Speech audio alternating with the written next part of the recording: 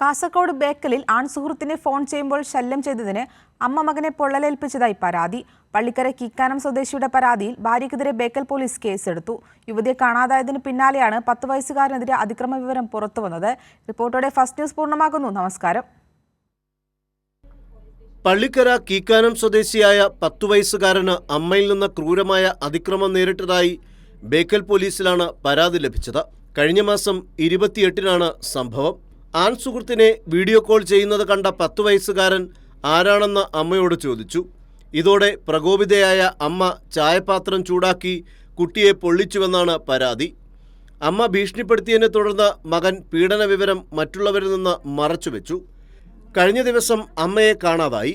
ഇതോടെ അമ്മ പൊള്ളലേൽപ്പിച്ച വിവരം കുട്ടി അച്ഛനോട് വെളിപ്പെടുത്തുകയായിരുന്നു. കുട്ടിയുടെ അച്ഛൻ നൽകിയ പരാതിയിൽ ബേക്കൽ പോലീസ് കേസെടുത്തു. BNS 118(1) juvenile justice act 75 വകുപ്പുകളാണ് യുവതിക്കെതിരെ ചുമത്തിയത്. യുവതിയെ കാണാനില്ലെന്ന പരാതിയിലും പോലീസ് അന്വേഷണം നടത്തുന്നുണ്ട്. കള്ളാർ സ്വദേശിയായ സുഹൃത്തിനൊപ്പമാണ് യുവതി പോയതെന്നാണ് വിവരം. കൈരളി ന്യൂസ്, കാസർഗോഡ്.